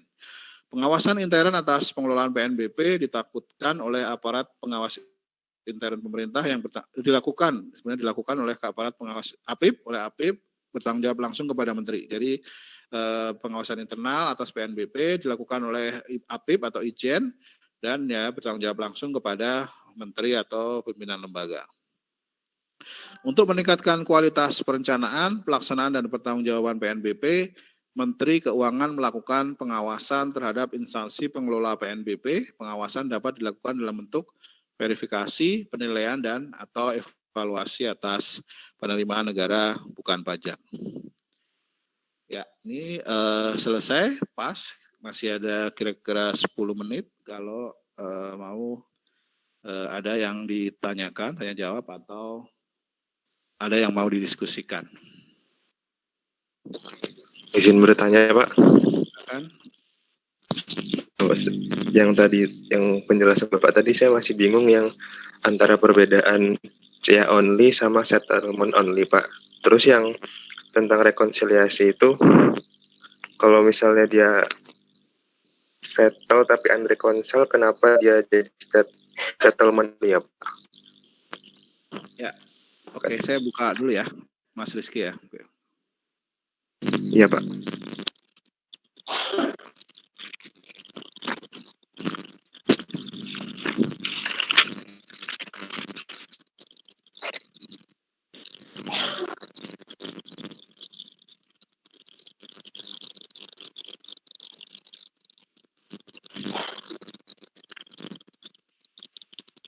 Nah, intinya kalau CA only berarti dia lewat bank ada penyetoran, ada bukti penyetoran lewat bank, tapi di catatan MPN G2-nya nggak ada. Nah, berarti faktanya ada orang nyetor, ada buktinya, tapi belum tercatat.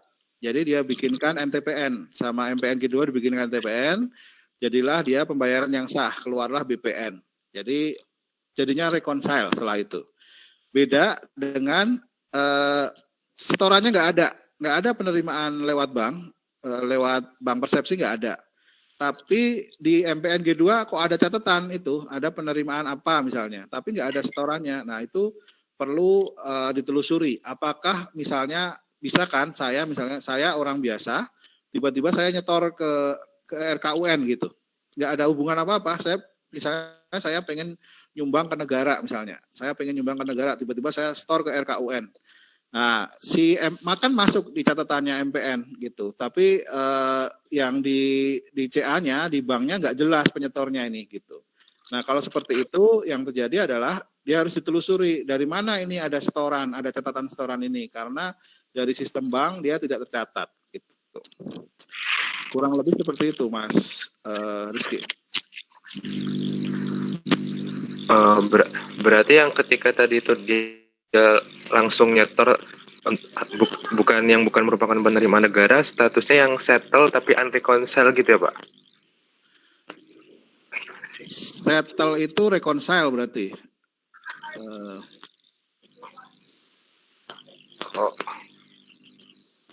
Berarti dia unsettle atau unreconcile gitu kalau dia hanya masuk di MPN, ada catatan di MPN tapi tidak ada catatan dari penerimaan banknya, nggak ada gitu. Nah itu unreconcile dan harus ditelusuri gitu. Ada unreconcile yang kedua, yaitu uangnya buktinya ada tapi nggak ada catatannya di MPN. Nah itu MPN-nya yang kurang, berarti kan rekonsiliasi membandingkan dua catatan lewat dua sistem yang berbeda sebenarnya. Nah, sama dengan kalau rekonsiliasi kas dibandingin apa yang diterima di bank dengan catatan yang pelimpahan ke BI, jadilah rekonsiliasi kas. Kalau yang sisi kanan. Kurang lebih gitu penjelasannya Mas Rizky. Oh, baik Pak. Terima kasih Pak atas penjelasannya Pak. Ya, terima kasih Mas. Ada lagi yang lain?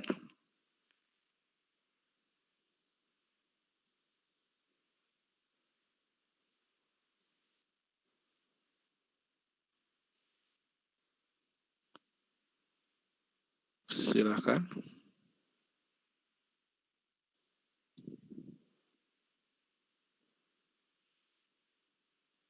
Kalau nggak ada, kita lanjut ke sesi 2 aja. Kelompok 5 siap-siap. Mas Muhammad Aziz Wijaya, Mbak Syafira Alvina, sama Mbak Ayu Permata Solihah. Presentasi lebih jelas, lebih detail terkait MPN G3. Kemudian nanti siap menanggapi atau bertanya kelompok 10. Ada Mas Abiyu, kemudian Mbak Mutiara sama Mbak Kartika. Silahkan kelompok 5 mempersiapkan share screen.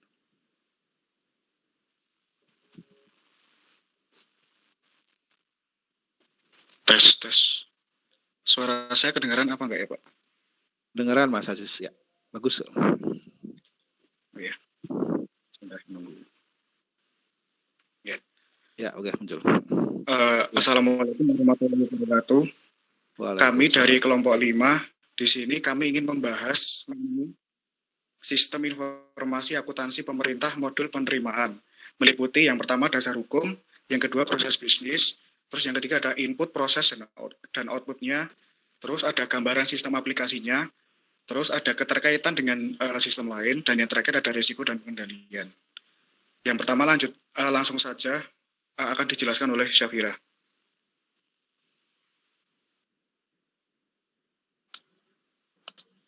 Ya, langsung aja. Yang pertama mengenai dasar hukumnya. Tadi kan udah ada banyak banget dasar hukumnya. Nah, ini ada beberapa. Yang pertama mengenai Undang-Undang Nomor 17 Tahun 2003 tentang Keuangan Negara. Seperti yang tadi sudah dijelaskan oleh Bapak Mulyono, penerimaan negara adalah semua uang yang masuk ke kas negara, sedangkan pendapatan adalah hak pemerintah yang diakui sebagai penambah nilai kekayaan bersih. Terus yang kedua, ada Undang-Undang Nomor 1 Tahun 2004 tentang Perbendaharaan Negara. Yang ketiga ada Peraturan Menteri Keuangan Nomor 202 Tahun 2018. Ini merupakan perubahan kedua atas PMK Nomor 32 Tahun 2014 tentang Sistem Penerimaan Negara secara Elektronik. Nah, selanjutnya ada ruang lingkup modul penerimaan negara. Ini ada 4. Yang pertama, penerimaan perpajakan. Ini terdiri dari pajak dalam negeri maupun perdagangan internasional yang meliputi pajak penghasilan, pajak pertambahan nilai, pajak penjualan atas barang mewah, pajak ekspor, dan pajak-pajak lainnya. Terus ada penerimaan PNBP. Ini meliputi seluruh penerimaan pemerintah pusat selain penerimaan perpajakan. Yang ketiga ada penerimaan pengembalian belanja yang terdiri dari pengembalian belanja tahun berjalan dan tahun anggaran yang lalu. Yang keempat ada penerimaan PFK. PFK sendiri merupakan sejumlah dana yang dipotong langsung dari gaji pokok pegawai negeri serta iuran asuransi kesehatan untuk disalurkan kepada pihak ketiga. Nah, MPN G3 sendiri ini merupakan penyempurnaan dari MPN G2 yang meliputi yang pertama itu sistem single sign-on. Jadi, opsi bagi wajib bayar membuat billing berbagai jenis penerimaan negara sekaligus membayarnya dalam satu website. Jadi, wajib bayar atau wajib setor itu hanya membuka satu portal aja gitu. Terus yang kedua ada pemutakhiran infrastruktur. Kalau di MPN G2 tadi, sistem penerimaan negaranya itu kecepatan pemrosesannya 60 transaction per second, tapi di MPN G3 udah ditingkatkan menjadi 1000 transaction per second. Terus yang ketiga ada lembaga persepsi lainnya, gunanya untuk menambah cakupan lembaga yang melayani pembayaran penerimaan negara seperti e-commerce, retailer, dan fintech. Selanjutnya, manfaat adanya lembaga persepsi lainnya dalam rangka MPN G3. Yang pertama, penambahan agen penerimaan. Itu semakin banyak alternatif collecting agent yang dapat menerima setoran penerimaan negara. Terus yang kedua ada akses layanan itu 24 jam dalam sehari dan 7 hari dalam seminggu. Yang ketiga, mendorong cashless payment. Dan yang keempat, tarif imbalan jasa lebih murah Rp2.000 dibanding yang dibayarkan kepada bank atau pos persepsi. Selanjutnya ini ada proses bisnis dari MPN G3. Sebenarnya mirip sama MPN G2, cuman bedanya di portal SSO ini yang menerima billing dan payment, dan juga di lembaga persepsi lainnya. Ini ada Tokopedia, Vinet, Bukalapak, terus bank persepsinya juga bekerja sama dengan Bank Mandiri, Bank BRI, dan Bank BNI. Terus di sini ada billernya. Jadi MPN itu mengintegrasikan 3 sistem penerimaan yang selama ini berjalan, yaitu sistem monitoring pelaporan pembayaran pajak oleh DJP, sistem elektronik data interchange oleh DJPJ, dan sistem penerimaan negara oleh DCA. Dijadiin satu. Terus selain itu juga ada SPAN, KPPN khusus penerimaan, subrekening kas umum negara. Selanjutnya akan dijelaskan oleh Ayu. Selanjutnya, adanya alur pelimpahan dan pelaporan yang dilakukan oleh kantor pusat bank persepsi atau lembaga persepsi lainnya. Yang pertama, adanya pelimpahan kas dilakukan melalui BI RTGS, yaitu Bank Indonesia Real Time Gross Settlement, yaitu sistem transfer dana elektronik yang penyelesaiannya setiap transaksi dilakukan dalam waktu seketika.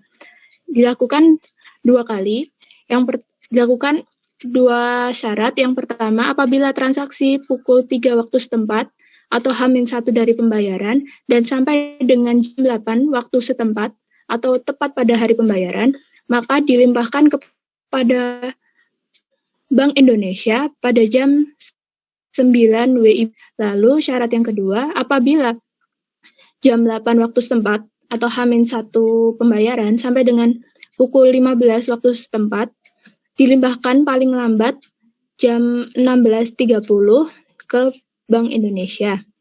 Yang kedua, adanya pelaporan. Pelaporan dilakukan 1 kali pada pukul 15 waktu setempat sampai dengan pukul 3 hari setelahnya. Dilakukan paling lambat pukul 9 kepada KPPN terkait. Meliputi elektronik LHP, laporan hasil pemeriksaan, DNP deklarasi nilai pabean, dan RK atau rekening koran. Selanjutnya, adanya perbedaan bank pos persepsi lembaga lainnya. Di sini ada 6 perbedaan. Yang pertama, adanya rekening penerimaan. Di bank persepsi, kita dibuka pada bank persepsi oleh KPPN, KP, KPPN, KP, yang merupakan pemilik rekening. Lalu menampung dan melimpahkan penerimaan negara setiap hari melalui BI RTGS. Sedangkan lembaga persepsi lainnya, sebagaimana halnya pos persepsi, dibuka pada LPL oleh KPPN KP dengan istilah rekening yang dipersamakan dengan rekening penerimaan. Yang kedua, mencatat secara real time penerimaan negara setiap hari. Yang ketiga, menggunakan rekening di bank peserta RTGS untuk menampung dan melimpahkan penerimaan negara. Rekening ini dibuka oleh LPL sebagai pemilik rekening. Yang kedua, adanya kanal pembayaran. Kanal pembayaran pada bank persepsi dilakukan over the counter atau teller dan proprietary channel atau on-us, ATM, edisi, internet banking, dan mobile banking. Sedangkan di lembaga persepsi lainnya, di Juvenile Channel, multibank, bank transfer, virtual account, direct debit dan credit card, dan dompet elektronik atau uang elektronik lainnya. Mekanisme pemindah bukuannya. Pada bank persepsi, overbooking pada bank bersangkutan langsung dilimpahkan. Sedangkan lembaga persepsi lainnya menggunakan mekanisme transfer antar bank. Selanjutnya, kantor cabang atau loketnya pada bank persepsi memiliki kantor cabang atau loket di setiap daerah. 2. Dilakukannya monef terhadap jam buka atau tutup kantor cabang atau loket. Yang ketiga, kesesuaiannya denda terhadap pelanggaran jam buka atau tutup loket. Sedangkan di lembaga persepsi lainnya, belum tentu lembaga tersebut memiliki cabang atau loket di daerah tertentu. Terus LPL berupa retailer yang memiliki cabang kantor atau loket. Lalu ada imbalan jasa pelayanannya. Di bank persepsi dikenakan 5.000 per transaksi yang berhasil divalidasi dengan NTB atau nomor transaksi bank. Sedangkan di lembaga persepsi lainnya hanya dikenakan Rp2.000 per transaksi yang berhasil divalidasi. Lain-lainnya, setiap nomor bukti transaksi penyetoran penerimaan negara berupa nomor transaksi bank. Lalu yang di lembaga persepsi lainnya, nomor bukti transaksi penyetoran penerimaan negara itu berupa nomor transaksi lembaga persepsi lainnya atau NTL. Selanjutnya akan dijelaskan oleh Ais. Ya, selanjutnya saya akan menjelaskan tentang keterikatan modul penerima negara dengan modul sakti lainnya. Nah, secara umum, konektivitas modul penerima negara dengan modul atau sistem lainnya itu dapat dilihat dari gambar tersebut. Next. Nah, penjelasannya itu, yang pertama ada SPAN. Modul penerimaan negara merupakan bagian dari SPAN. Keduanya saling terhubung dalam hal terdapat pembaruan data terkait transaksi penerimaan negara. Oleh karena itu, data transaksi penerima yang telah direkam oleh MPN G3 akan secara otomatis memperbarui database SPAN. Nah, yang kedua itu ada modul General Ledger dan pelaporan atau modul GLP. Nah, hubungan modul GLP dengan modul penerimaan negara itu terkait dalam hal pembaruan data transaksi penerimaan negara. Apabila data transaksi penerimaan telah direkam melalui MPN G3, selanjutnya data tersebut akan dikirim ke modul GLP guna pembuatan jurnal atas transaksi penerimaan serta pembaruan saldo akun penerimaan negara. Next. Nah, selanjutnya ada billing system. Modul penerimaan negara mempunyai hubungan secara langsung ke billing system masing-masing biller seperti DJA, DJP, dan DJBC. Apabila wajib pajak itu melakukan pembuatan tagihan kepada biller, atas tagihan tersebut diteruskan kepada MPN G3 oleh billing system. Kemudian dalam hal wajib pajak telah menyesuaikan tagihannya dengan melakukan pembayaran, maka atas tagihan tersebut sistem MPN G3 akan memberikan notifikasi kepada billing system. Next. Nah, selanjutnya saya akan menjelaskan mengenai resiko dan pengendalian dari modul penerimaan negara itu sendiri. Aktivitas pertama itu ada pembuatan tagihan.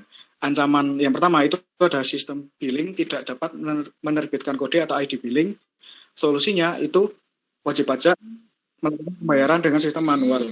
Terus yang ancaman kedua itu ada gangguan pada server sistem billing. Solusinya itu melakukan pengecekan rutin terhadap komputer server. Dan yang kedua ada memilih provider yang mampu menyediakan akses yang cepat.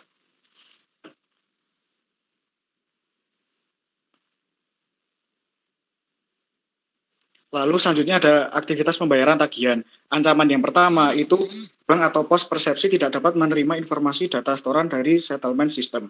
Solusinya itu transaksi tidak dapat diteruskan. Terus rekening kas negara tidak dikreditkan.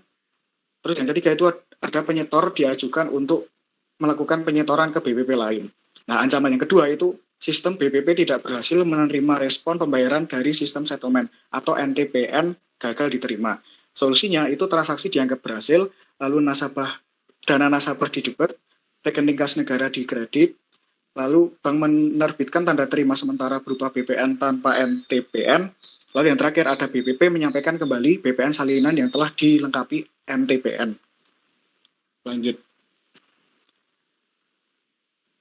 Nah, aktivitas yang ketiga itu ada kinerja aplikasi MPNG 3. Ancamannya itu kinerja aplikasi melambat. Solusinya itu notifikasi kepada KPPN untuk tidak melakukan aktivitas tertentu yang berhubungan dengan MPN. Aktivitas yang kelima itu validitas data.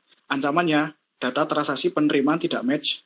Terus solusinya itu dilakukan rekonsiliasi oleh KPPN baik kepada Satker maupun kepada BPP. Mungkin itu dulu Pak presentasi dari kami. Mohon maaf apabila ada kesalahan. Assalamualaikum warahmatullahi wabarakatuh. Waalaikumsalam warahmatullahi wabarakatuh. Terima kasih kelompok 5, Mbak Syafira, Mbak Ayu, Mas Aziz. Bagus banget, lengkap, melengkapi yang saya sudah sampaikan. Penyampaiannya juga bagus, tegas, clear. Waktunya masih cukup banyak. Ini kalau mau 3 pertanyaan masih bisa. Silahkan, tapi lihat sesuai kebutuhan. Silahkan kelompok 10 menanggapi atau bertanya ke kelompok 5.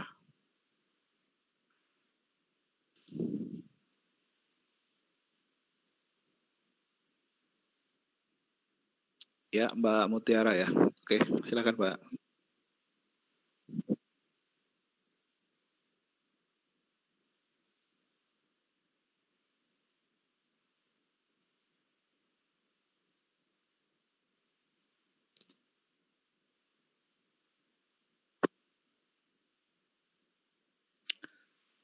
Baik, ya. Terima kasih Mbak Mutiara. Pertanyaan bagus. Jawabnya yang susah nih. Silakan kelompok 5. Coba menanggapi.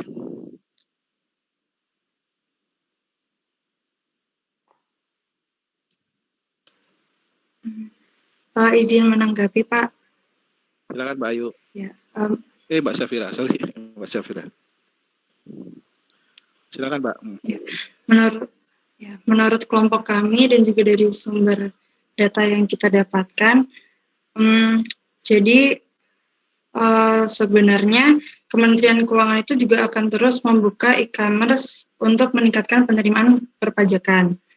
Jadi kedepannya kalau ada marketplace lain yang siap dan mampu itu juga bisa digandeng. Jadi kenapa hanya Tokopedia, Bukalapak, dan Vnet? Mungkin karena saat ini baru Tokped, Bukalapak, dan Vnet itu yang udah yang sudah siap dan mampu untuk membantu meningkatkan penerimaan perpajakan. Selain itu juga untuk mencapai untuk dijadikan sebagai lembaga persepsi lainnya, juga melalui tahapan piloting dan roll out, yaitu tahapan uji proses bisnis, uji integrasi sistem, uji aplikasi, penetapan dalam Kepdirjen, dan penandatanganan perjanjian kerjasama. Jadi kalau kriteria khusus sekali itu sepertinya nggak ada. Yang penting e-commerce itu udah siap, mampu, dan lolos dalam uji tahap piloting dan roll out tadi. Gitu dari kami, Pak. Baik, Mbak Syafira mewakili kelompok 5. Jawabannya pas banget kayaknya, udah proper, pas, tepat. Tambahan dari saya, pastinya itu ada tendernya atau pengadaan barang jasanya. Jadi pasti awalnya pasti di open dulu, di open ke semua marketplace ya. Semua marketplace di open, tapi pasti ada preferensinya, ada kriteria-kriterianya, kriteria teknisnya kan pasti ada kalau kita pengadaan barang dan jasa. Karena ini sebenarnya kan menguntungkan buat si marketplace kalau bergabung. Dia dapat fee 2.000 kali sekian juta transaksi tadi. 97 juta transaksi misalnya. Kebayang duitnya banyak gitu. Nah, tapi pasti mungkin ada fee juga. Jadi dia mungkin di kontraknya nanti ada dari 2.000 itu misalnya masuk ke kas negara berapa misalnya 500 atau berapa tergantung di kontraknya. Yang kedua ditenderkan, jadi dari semua di open, kemudian mereka akan mengajukan, semua marketplace pasti maju, pengen dapat, kalau bisa menang tender kan dia akan dapat itu tadi uang yang besar, youth money, 2.000 kali 97 juta gampangnya transaksinya. Tapi pasti dipilih yang ada pengutamaan pasti produk dalam negeri istilahnya, fintech dari dalam negeri pasti dapat priority dia. Tapi tentu saja harus mempertimbangkan juga kualifikasi SDM maupun kualifikasi teknisnya fintechnya tadi. Jangan sampai udah di-hire, udah kontrak, ternyata fintechnya abal-abal, nggak bisa error-error melulu istilahnya gitu. Nah, ya seperti pengadaan barang dan jasa yang lain lah. Intinya kualitas terbaik tapi dengan harga yang paling murah. Kurang lebih seperti itu. Kelompok 10 yang lain silakan. Masih ada waktu. Izin bertanya, Pak.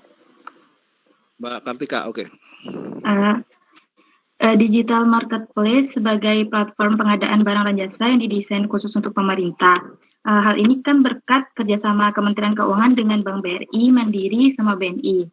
Sehingga menyebabkan penyediaan barang dan jasa itu dapat dilakukan dengan mudah seperti transaksi sehari-hari di berbagai digital marketplace populer.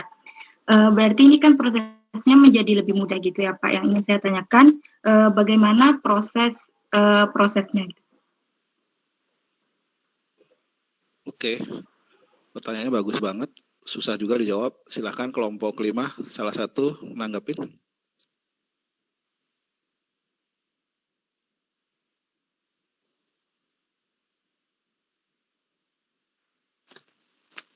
Sebentar ya Pak, kami diskusikan dulu. Boleh, silakan.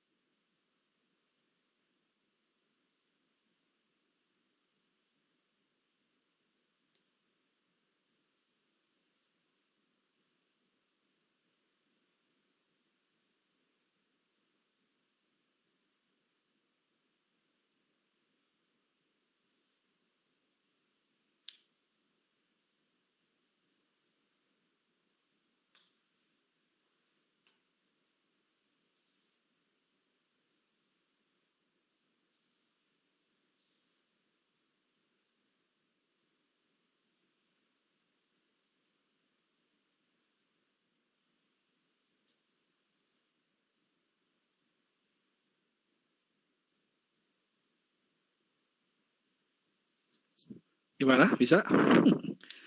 Ini aja, common sense aja nggak apa-apa, santai aja jawab. Nanti kalau saya bisa nambahin ya saya tambahin, kalau saya nggak ngerti juga nggak apa-apa, nanti kita ini. Silakan Mas Aziz atau Mbak Ayu.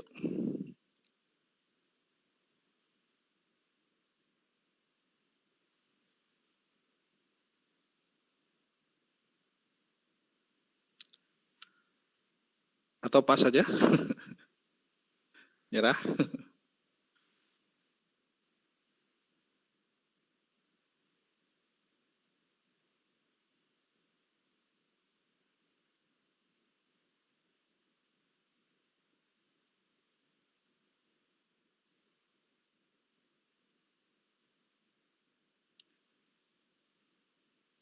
Sudah belum?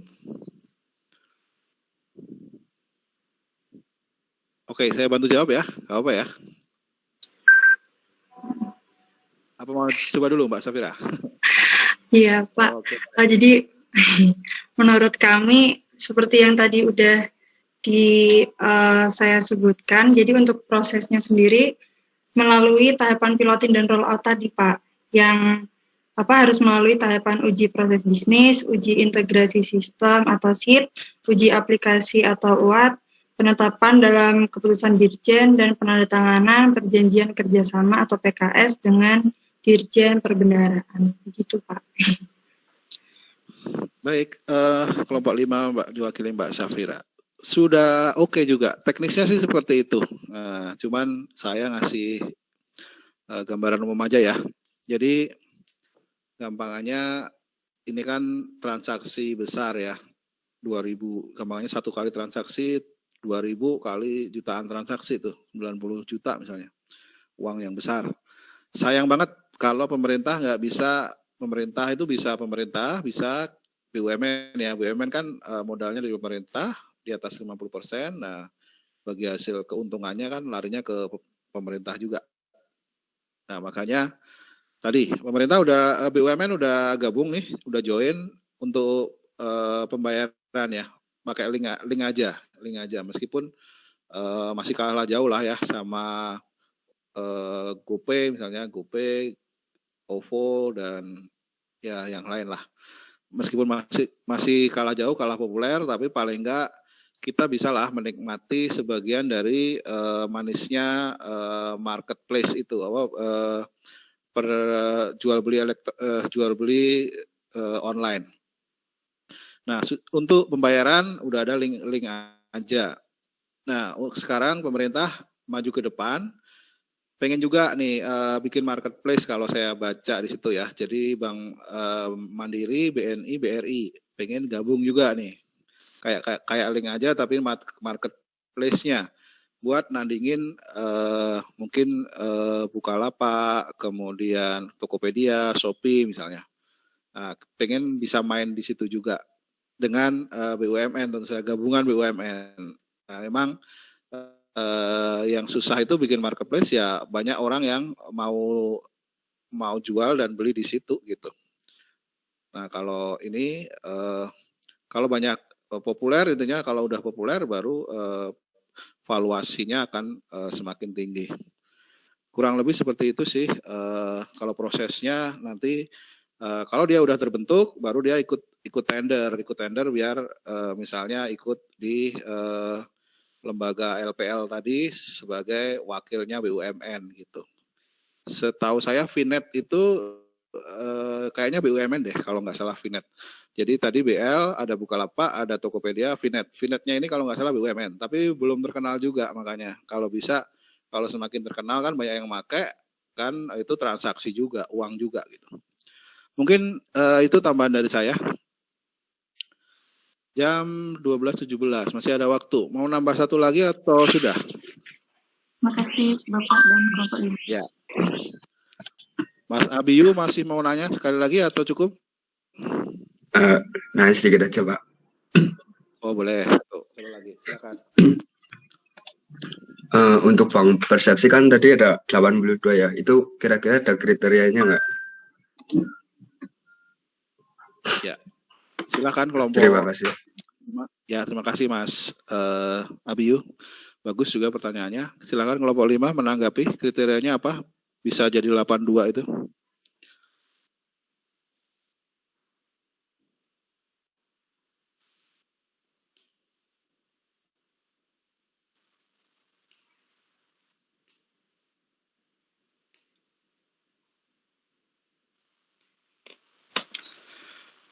Mohon izin menjawab pertanyaan Abiyu, Pak. Ya, silakan Mas Aziz. Mungkin tadi yang dimaksud itu kayak apa? Kriteria umum gitu ya, Pak. Kalau kriteria kenapa umum itu kan ada lebih dari 82, kenapa yang dipilih 82 gitu. Jadi menurut sumber yang saya baca itu emang ada syarat-syarat yang harus dipenuhi oleh bank yang ditunjuk sebagai bank persepsi atau bank devisa persepsi. Yang pertama itu ada dia berstatus sebagai bank umum. Yang kedua itu memenuhi kriteria tingkat kesehatan selama 12 bulan terakhir minimal tergolong cukup sehat. Terus yang ketiga ada didukung dengan peralatan yang memadai. Yang keempat bersedia mematuhi ketentuan-ketentuan yang berlaku. Terus yang terakhir bersedia diperiksa atas pelaksanaan pengelolaan setoran penerimaan negara yang diterima. Mohon maaf kalau salah. Oke, bagus banget. Kayak lengkap banget saya aja. Mungkin tahu sedikit aja tadi. Saya kira benar jawabannya Mas Abiyu, oke ya? Ya, terima kasih Pak. Sip. Dan Mas Aziz. Jawabannya bagus, pertanyaannya juga bagus. Baik, masih ada 10 menit, tapi udah 3 penanya, udah dijawab juga.